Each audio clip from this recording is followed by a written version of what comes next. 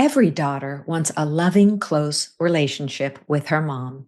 Yet in real life, sometimes the mother-daughter relationship is truly fabulous. Sometimes it's so-so, and sometimes it's downright horrible. And in cases where a mother engages in controlling, narcissistic, or other abusive behaviors, the cost to the daughter can be exceedingly high. The road to recovery, to discovering or reclaiming your voice and self-determination can be long and challenging. But the good news is that you can take steady steps forward to heal your heart, soul, and life. Today, I'm joined by an expert, Katherine Fabrizio, who is the author of an award-winning book on the good daughter syndrome. And today, we'll focus on this listener's real-life question. My mom is a full-blown narcissist. I've done a lot of research, and she fits the vulnerable narcissistic profile to a T. She was the soccer mom, volunteer, PTA queen who loved the spotlight. Everyone thought she was great. Now that I'm older, I can see all the damage she did to my self-esteem by controlling and criticizing me behind the scenes. Should I cut her off? And with that question as the focus of today's episode, I'm Dr. Carla Manly, and this is Imperfect Love. Welcome to Imperfect Love with Dr. Carla Manly, psychologist, author, and relationship expert. I'm here to help unravel mysteries and misconceptions about love, relationships, and mental health issues, plus everything in between. Love is complicated, people are imperfect, and relationships surely can be tough. Together, we'll navigate this messy, imperfect space of real life.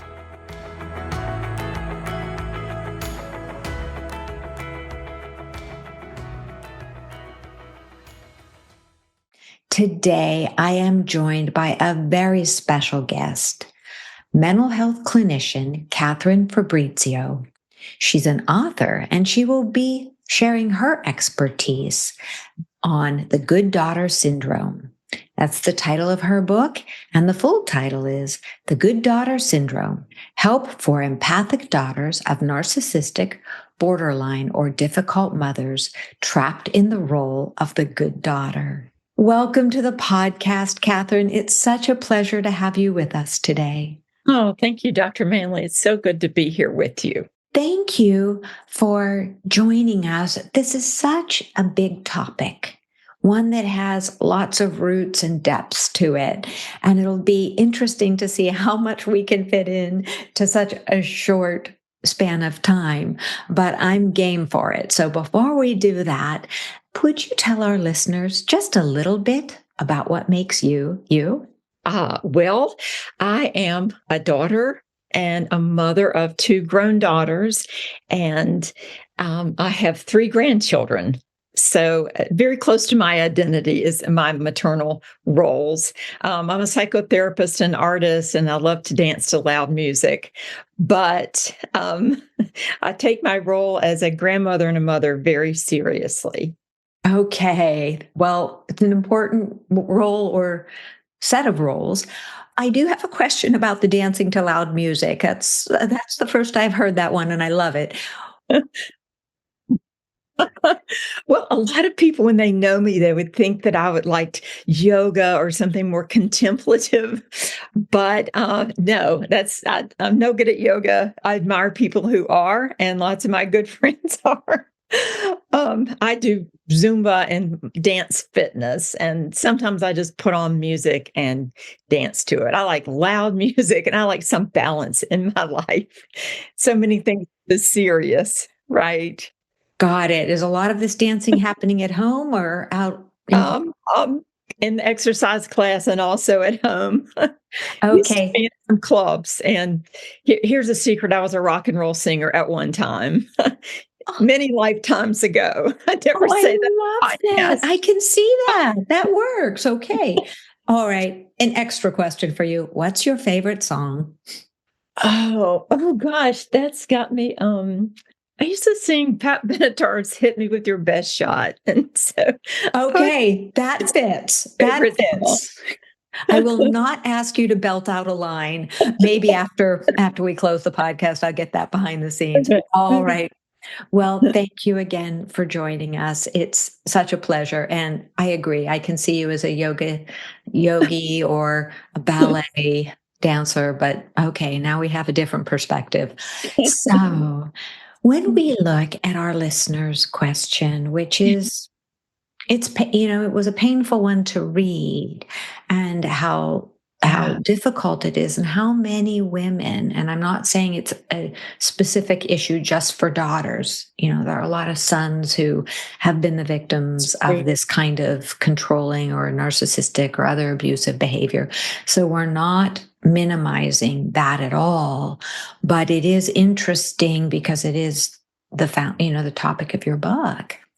And your book is a heavy hitter. So can you tell us, first off, when this daughter is talking about her mother and she has self-evaluated her as a person who has, a vulnerable narcissistic type, would you talk a little bit about narcissism and that type in particular? Here's why I want to set it up this way, because often in our work, as therapists, people will throw about terms like, you're borderline, you're narcissistic, you're this, you're that. And when you and I are talking about it, we're talking about it as a personality disorder, which is something that needs to be diagnosed, not by the internet or by one's best friend. We can certainly have inklings, but we want to have a professional do the diagnosis because that's the healthy way. Right, right. Okay, so let's see, to go into detail.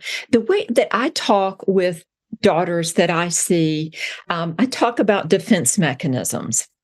So we all have narcissistic defenses. We need narcissistic supply, the ability to feel special. And the way I explain it to my clients, when a mom is low on those feelings for whatever reason, and she uses motherhood as a platform to feel special, to feel superior. Many times she will be the PTA president or micromanaging. She will be more intrusive, less aloof and more intrusive.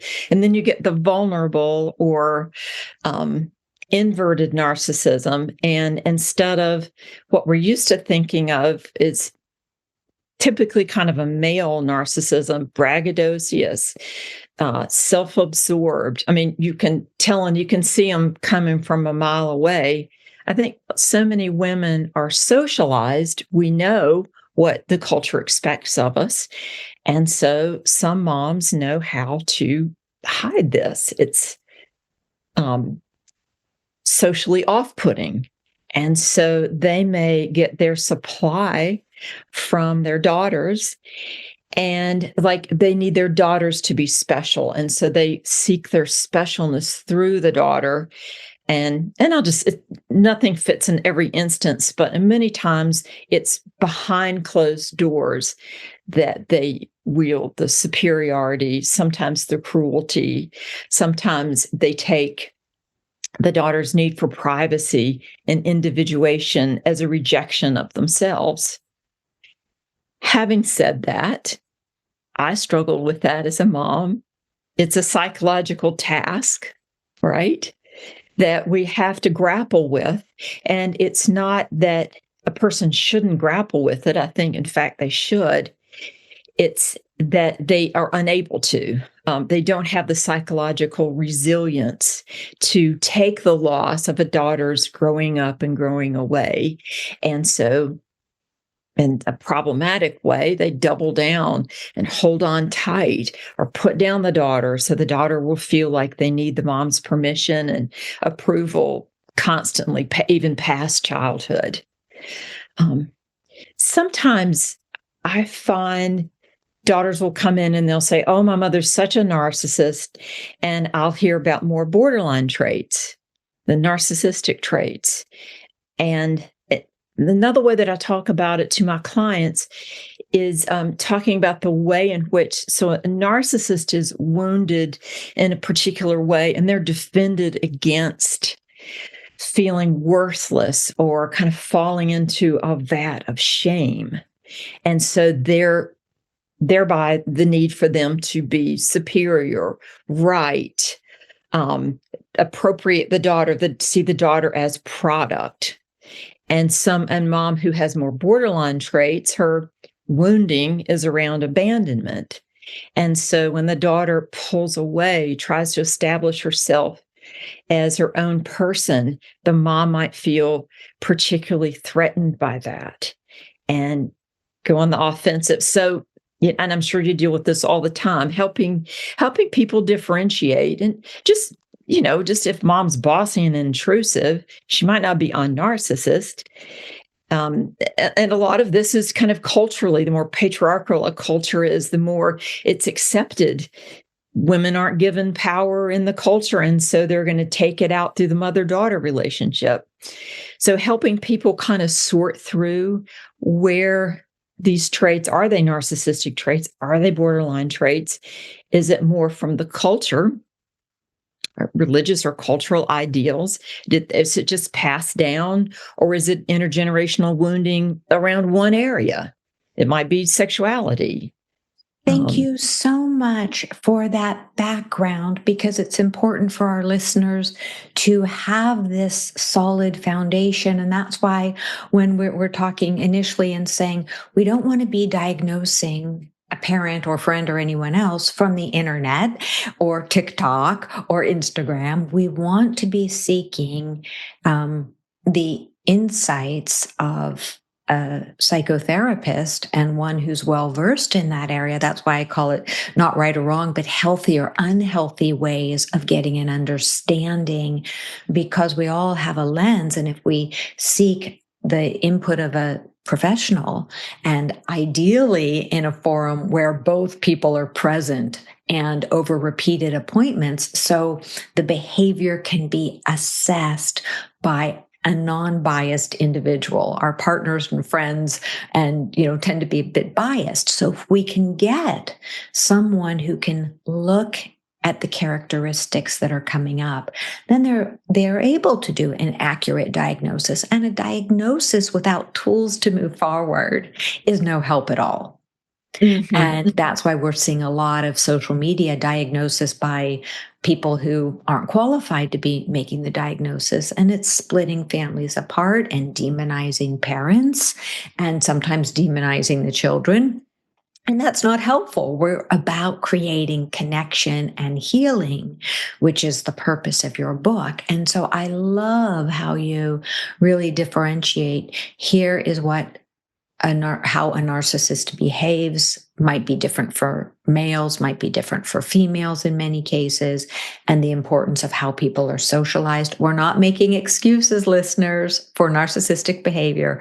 We are giving an understanding, a nice foundation, so that as we move forward in the podcast, you are able to reflect as much as you can in a detached way on your experiences and get the specific support that you need. How does that sound, Katherine? That sounds lovely. I want to echo, and I certainly haven't given it the breadth of everything that you would need to be able to know if your mom is narcissistic or if she has borderline traits. But I think it's helpful to know where somebody's coming from. And that's why I like to talk about defenses. I know it's an old-fashioned word, but and to say we all have defenses, and we all need to feel special and struggle with, at times, not being right or giving a genuine apology. But I like a lot what you said about it's the nuance, and I think we're losing that in the social media world. I stopped posting so much on Instagram and Facebook because when they're really rewarding 30 seconds, and I thought, I can't get to the nuance. It's very difficult, and relationships by their very nature are nuanced. And we, as you so beautifully point out, we are all evolving. We are not the same person, ideally, that we were 5 years ago, 10 years ago, 20 years ago. Ideally, we're evolving and becoming more refined versions of who we want to be. And I believe that the parenting journey and the journey of being a daughter is one of evolving. And if you care about the relationship, and that's another piece, some people have had so much trauma and abuse from a parent that the healthiest thing is to detach. That if the other person is stonewalling or self-righteous, then sometimes a step back is exactly what is needed. And that can also give time, as you're saying, to look at the patterns to see, is maybe the behavior I'm encountering more from my mom's abandonment issues? Maybe that is more borderline. Maybe there is depression involved, maybe bipolar disorder involved. Maybe it truly is, heavy threads of narcissism.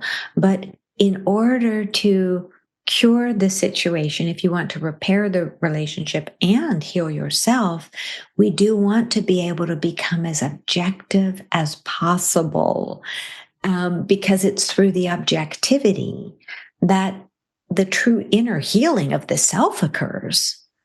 And you can accept your own fear of abandonment, your own need for supply. If we say you're bad because you have these needs, then what are we saying about ourselves? It's interesting. That's why I like to focus on the dynamic. Like the dynamic is the good daughter syndrome.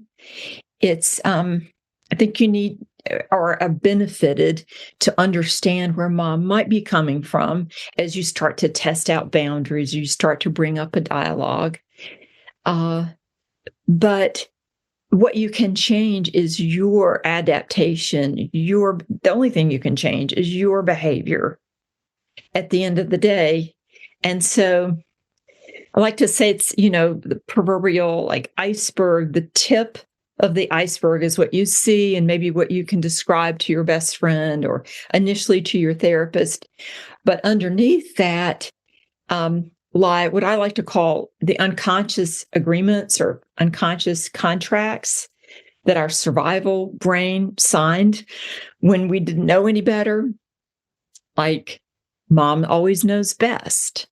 If mom's narcissistic or she's high in narcissistic traits, we'll pick up as children, mom needs this. And so implicitly, we're going to, maybe be more subservient. If our experience is mom becomes dysregulated very easily, and she regulates through us. So maybe we don't rock the boat. Maybe we don't challenge mom. Maybe we're no trouble. We're the good girl. We behave.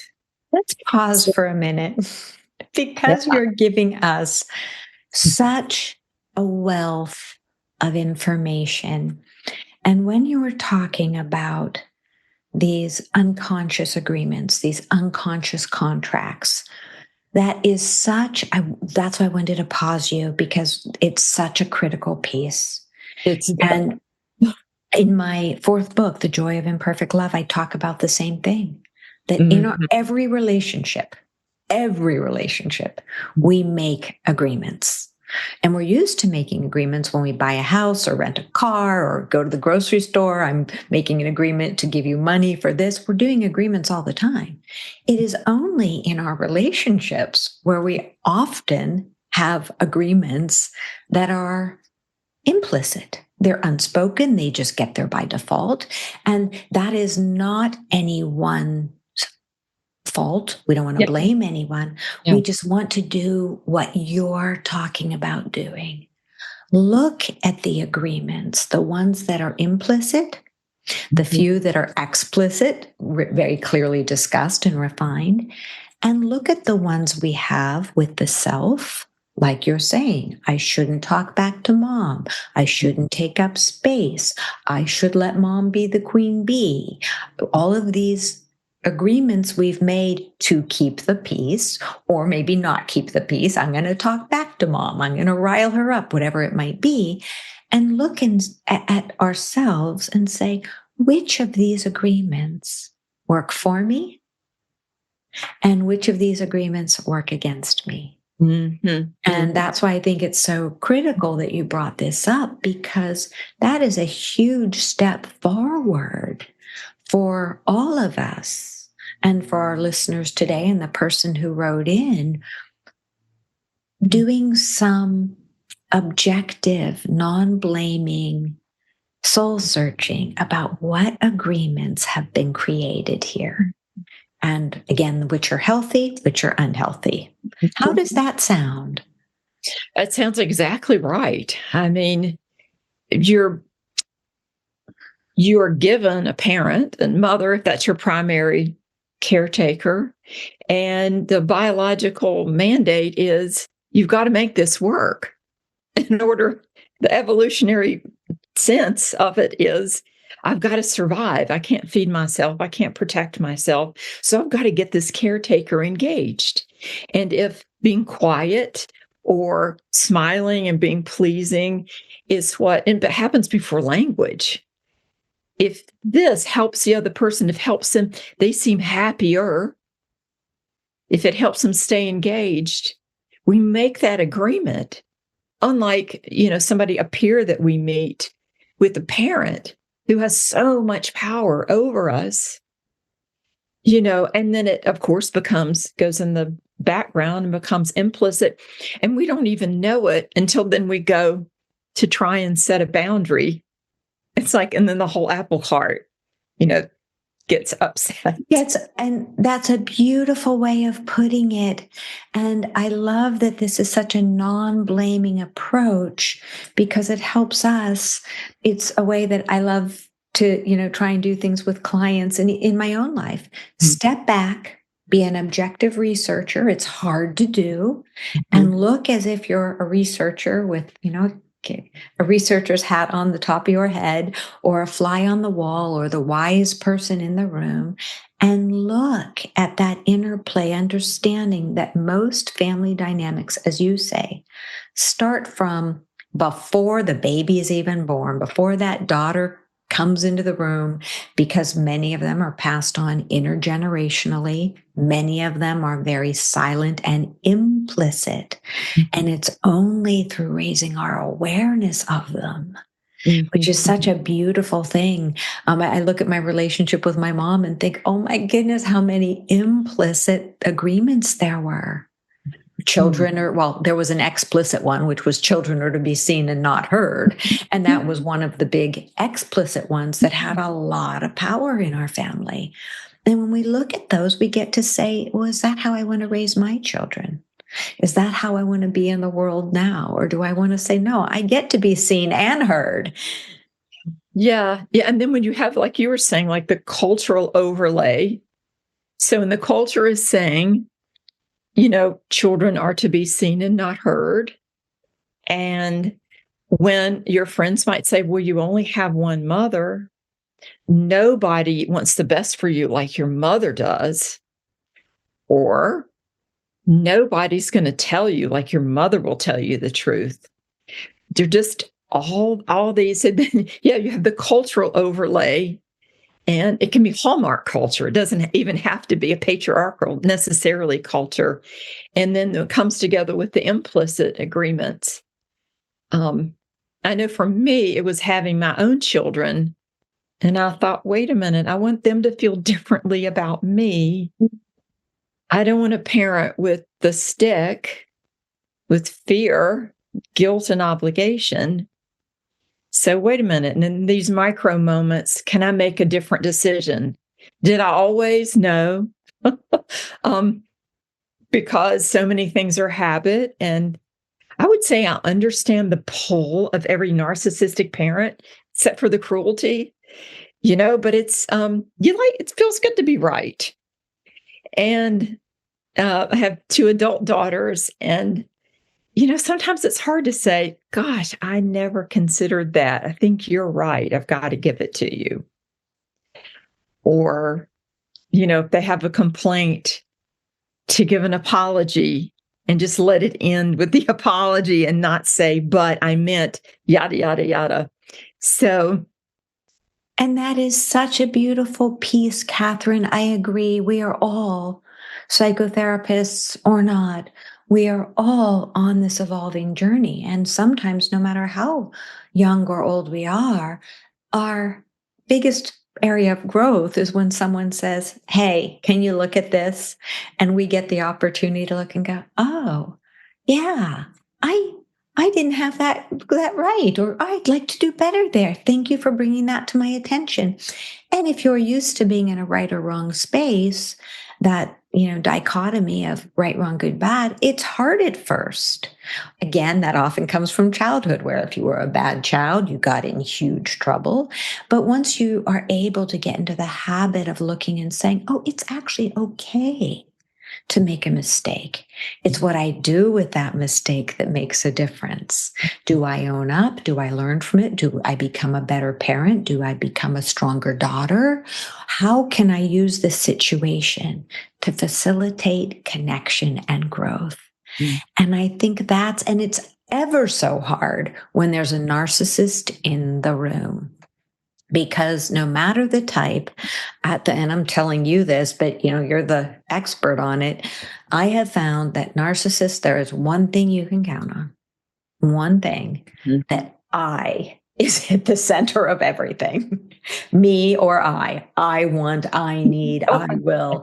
And that is the one thing you can count on with the narcissist. There will always, even in their kindest, most loving moments, there's generally something afoot where they're, as you were saying with the daughter. And I've seen so many clients like this where the daughters will come and they'll say, looking back, I was my mom's Barbie doll. She'd dress me up. She'd make me dance. It was this. She wanted me to do swimming. She wanted me to do that. She wanted me to be the soccer, the this, the that. And it was all because she liked basking in the glow. Yeah. Called the appropriated daughter. And it's hard to realize when you grow up, wait a minute, I wasn't loved for me, or maybe it was mom was incapable. And I do, at the same time, I know as a mother, you take pride in your children's accomplishments. But at the end of the day, they are their accomplishments, as are their mistakes. You can't micromanage them and try to prohibit them from making any mistake, because it's not yours to learn from. Absolutely. And I love that you point out both those. Our children's successes are their successes.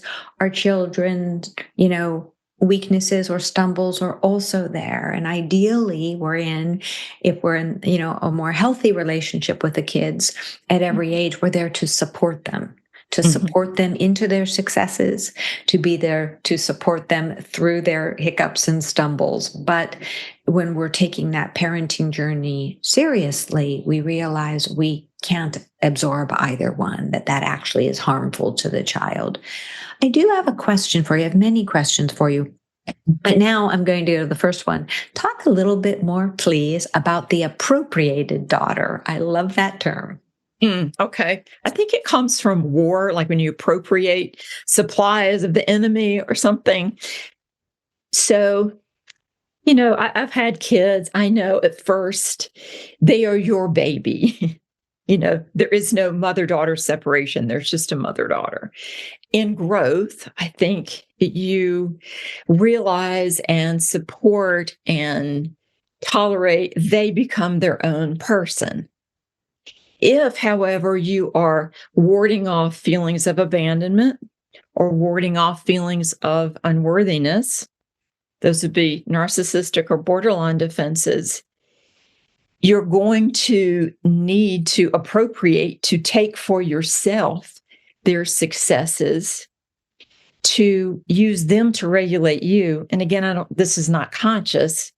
But when the relationship evolves, where the daughter's always soothing the mom, not rocking the boat, bringing, good accolades to the mom, and you pull out, you can say, wait a minute, instead of the parent being the bigger, stronger, more together regulator of the more immature, developmentally immature daughter when it's upside down. And the mom, well, I need you to do X, Y, Z. And then in adulthood, when the daughter's main emotional relationship is the mom, when she can't be okay until mom's okay and okay with her, that's a good daughter syndrome. And what happens inside of that, I would say, is the appropriation. It's like taking that child for yourself. People talk about supply. That word works. Like their successes. It's not always cutting her down. Although usually in the good daughter syndrome, mom is usually trying to make the daughter better. Well, it's for your own good. Critiquing in any way. Weighing in on, giving unwanted parenting advice, kind of wedging in and wanting to come between the daughter and her partner, whether it's a man or a woman. And that's at the heart of appropriation. You're really using somebody else for your own regulation. Absolutely. Almost like it is a life-size doll. And that doll is yours to control and to use and say, look how pretty my doll is. Look how great my doll is. But if the doll has a crack, then that's where behind the scenes, that doll gets, reprimands and criticism, and you shouldn't dress that way. You should have done this. You should have done that. Then the doll is pasted up and taken back in public for display, and all of this that creates what you're talking about. And I agree with you. In most cases, it's so hardwired in neurobiologically that the offending parent, and again, I'm not excusing it. So listeners, I'm not excusing this dynamic. I'm not excusing the behavior, but I am saying it's often deeply unconscious. It has been there for decades, passed on often. You can find it in prior generations. And so the cure to it, first off, in my opinion, I'd love yours. And narcissists are tricky on this one, as are those who are borderline. They often are very resistant to treatment. They don't want things to change. They don't see a problem with the way things are. And that makes sense, especially with narcissism, because if the world is all about me and revolving around me, then why do I want anything to change? This feels good. I like being the king or the queen. And they don't want to change. Yeah. They're so defended against this internal cauldron of shame and self-loathing that they're not in touch with most of the time, because the defenses, I like to say, it's like armed guards around their self. Their defenses are, keeping anybody from getting in. And so then a lot of daughters will say, should I go to therapy with mom? Actually, they usually come back and it's failed. I would say 8 times out of 10. If the mothers are too narcissist, because they're not entering into the therapeutic space with a willingness to be vulnerable, because in their narcissistic mindset, they're just trying to prove themselves right, or they treat it as a negotiation and the therapist is the judge, or they come out and declare that the therapist is an idiot and doesn't know what they're doing, or they've been to therapy twice and the therapist totally agrees with them and has decided that you're the problem. Absolutely. That's a familiar scenario. Let's pause for a minute. Again, you give us so many gems, I don't want to skip over them. When we look at narcissists, and because this is where we're coming from with the good daughter syndrome, or anyone who's dealing with someone who's narcissistic, people often, when I say there's shame at the root, there's shame and this self-loathing at the root, and they'll look at me stunned and they'll say, well, no, he really has so much confidence, or she's so great and everybody loves her. And oh, no, no, they can't be because they're so accomplished, or they have lots of money or lots of things, and they can't be ashamed. They can't have low self-worth. And so explaining that often takes quite a lot of time. So I'm going to give that to you to explain, what is this root of shame and low self-worth? I mean, I think that's why understanding of defenses is so important. So if a person doesn't have the supply, we're just talking everyday terms, ideally, a child gets the idea that their very being brings their parent joy. It's not bumper stickers. It's not A plus. It's the look on mom's face, right? Dad's face. That just their inherent being brings mom and dad joy. If they don't get enough of that, say mom's depressed, say mom's alcoholic, say mom and dad are in, an abusive situation for whatever reason. If a person doesn't get enough of that, again, I'm using a broad brush, they go about life it's like this empty cup. They don't have the supply, right? It's like this empty cup saying, fill my cup, fill my cup, fill my cup. And many of them learn that performing, making the A's, making a lot of money, winning the argument gives them, a hit, a feeling of superiority. But it's like a drug, because the drug wears off. And here's, I think, what's hard, like you have to just understand it.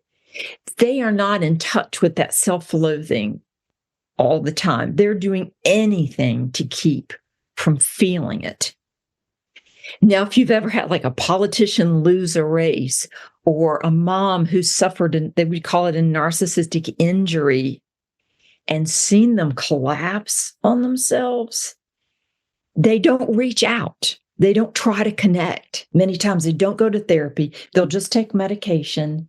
But most times it's scary to see. So if a child has seen that, if you breach the narcissistic core and seen that or that collapse, it's very frightening.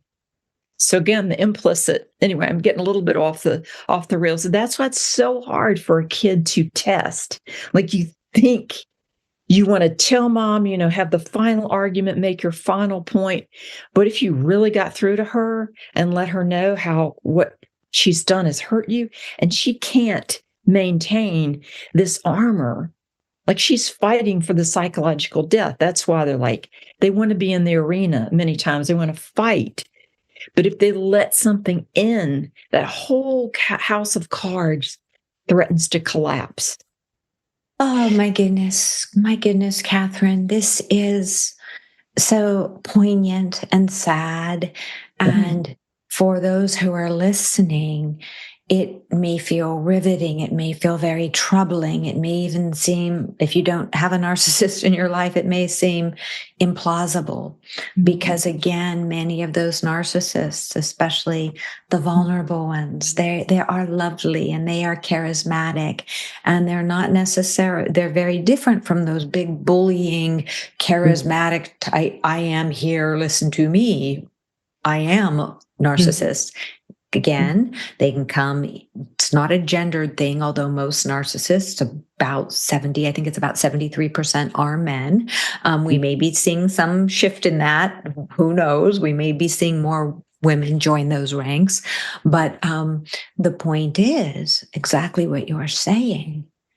Underneath, we need to understand that narcissist is behind high castle walls, and that castle looks big and gorgeous and strong and formidable, and inside is this very scared, lonely, terrified child who stopped developing.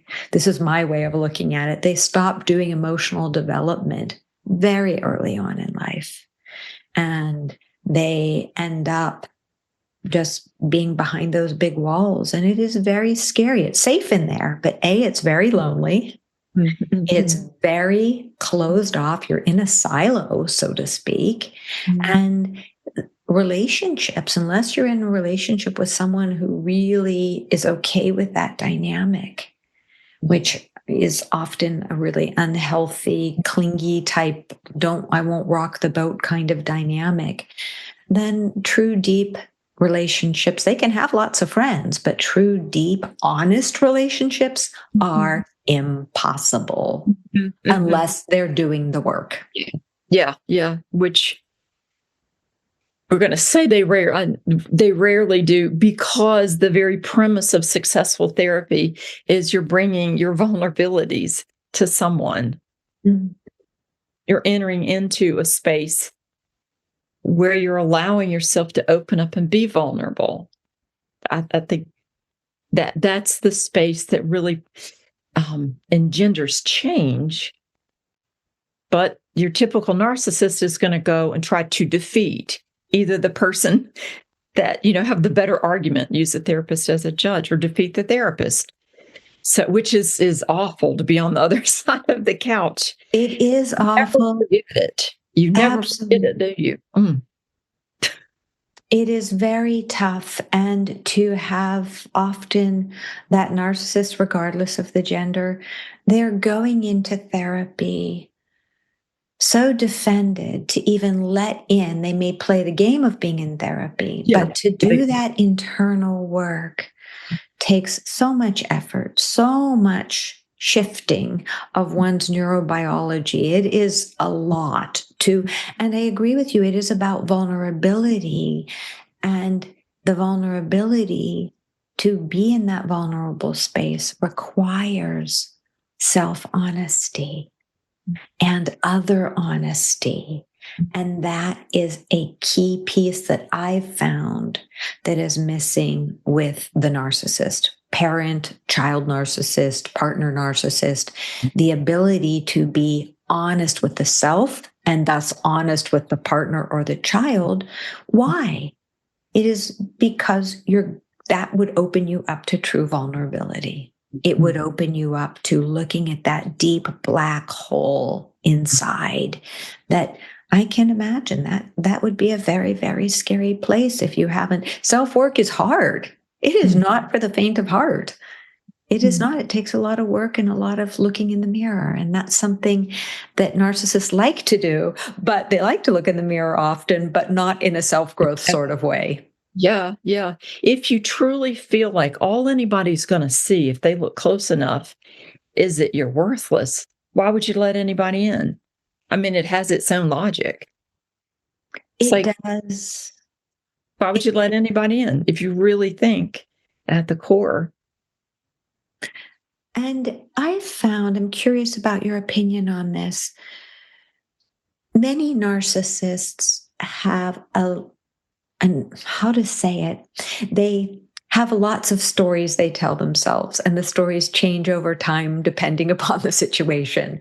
So their Mhm. relationship with the truth Mm, isn't a very solid one. They have yes. a very Agreed. fluid relationship with the truth. What do you think about that? Yes, yes, because the story they tell themselves, they have to have control of it, right? I guess that's the other vulnerability versus control. If I can't be vulnerable, it's because I need to control everything. Um, so I'm going to have all my different versions of the truth. I, I heard a, a lawyer say that, in his opinion, that most of us are mammals, and of course he's dealing with litigation, but that narcissists are reptiles, and that they can pretend to be a mammal, but it's really about power at the end of the day. Mm. And if you let down your guard, they're going to pounce. Again, this is in litigation, maybe not quite fair, but that's always stuck with me, because I think it can performatively appear to be socially engaging, all those things, but it's a ruse. I So, agree with you. yeah, And they're not, they become so practiced at it, so accustomed to it that they'll look like a koala bear. if that serves them. But you take off that mask or that puppet sheath, and down underneath that, no harm meant toward cobras, nothing offensive meant toward a cobra, but underneath there is the cobra that is going to. Yes, they're going to go for you. They're going to go with full venom. And that is the part that is often leaves, whether it's a daughter or a partner, guessing like, what is it, me? Is it me? But really, if you have this sense that you are a daughter of a narcissist or a partner of a narcissist, go to therapy if you can. Do some of the self-reflection that you and I have talked about, because you've given us so many tools, Katherine, and so many pearls of wisdom so that we can get away from this negative pattern of calling everybody narcissists and really start honing in on what personality types are in front of me, seeing narcissism, as with all other human traits, on a continuum. 0 over here, 10 narcissistic personality disorder over here on this far end, and then the various types underneath that. And I think that will help people who are listening begin that journey toward healing, because it's the awareness and the self-awareness. As you said earlier on, we can't change somebody else. We can hope and pray that they change and have a healthy relationship with us. But what we can change is our level of self-awareness, the boundaries we develop, the dynamics. I love your use of that word. One of my favorite words in, relational therapy is being able to look and see the dynamic, slowly but steadily step back from the unhealthy ones, create more of the healthy ones. And this takes a lot of time, patience, and mindfulness, and often psychotherapy. What do you think? I think that's so true. Because if you think about being a mom, you are parenting with empathy. So the degree to which you've accepted within yourself these things that your child's going to exhibit, envy, aggression, their own narcissism, the way that you respond to them has everything to do with who you are. Anyway, I just wanted to get that. Thank you, because now you're talking about attachment theory, which we've been weaving in and out without explicitly stating it. And I love attachment theory. So we could have a whole podcast on that topic, but we are nearing the end. So Katherine, are there any other tips that you would like to share with our listeners? I know you have so much to offer. I have a lot to say about this, which I won't. However, most people will tell you to go in and set boundaries, like your hardest boundary. I'm not going to put up with this, that, and the other. My advice is set a very little boundary and use whatever feedback you get as data initially. Don't say she won't let me, or, oh, it wasn't worth it, because she probably won't let you if it's needed. And there's going to be a lot of pushback depending on how much you need the boundary. So that's kind of my counterintuitive. I love that, because it's baby steps. It's baby steps. And when you're trying to shift a relationship, doing a huge overhaul, especially with a highly defended narcissist, isn't going to go over well. So if the relationship is important to you, baby step it. It might be something as simple as, Mom, I can't take your calls after 9 p.m. Right. Something You make simple. no contact. To get back to what your caller was saying initially, you may move there, but unless she's a criminal and a psychopath, it's probably not good to go right out of the gate to go there. Mm-hmm. Because you're probably not going to be able to sustain it either. To do the internal work to shore up your sense of self, you're going to need a solid sense of self. That's going to take some work to then set that small boundary, to then stick to the small boundary so you can build from there. Agreed 100%, because like everything, as we were saying earlier, it's all a work in progress. And when we go slowly and steadily, then it's also not difficult on us as we set these boundaries. And the other person, we get, as you said so beautifully, use it for data, set the boundary, watch the response, hold to your boundary. And it's much easier to hold to boundaries when they are small, slow steps. Thank you, Katherine, so much. Where can our listeners find you and your amazing book? Oh, thank you, Dr. Manly. The thing to remember is the good daughter syndrome. If you Google the good daughter syndrome, my name is going to come up. I'm Katherine Fabrizio. But what I would ask people to do is to go and take the quiz and see whether or not this good daughter syndrome applies to you. So that's really all you need to remember. Excellent. And listeners, the good daughter syndrome and Katherine Fabrizio, I'm going to spell her name. So if you want, you can Google her, but you will also find all of this in the show notes. It's Katherine with a K, Katherine, and Fabrizio, Fabrizio. Her amazing book it's a long title. It is the good daughter syndrome. And there's plenty after that, but here you will be able to find it in the show notes. And again, Katherine, I thank you so much for your time, your energy, your wisdom for wading through this muck with us today. I greatly appreciate it. Oh, me too. It's been a pleasure talking with you. Thank you so much. And dear listeners, I thank you for your time, your energy, and your support. It is such a joy to be in this realm of healing with you. And this is Imperfect Love.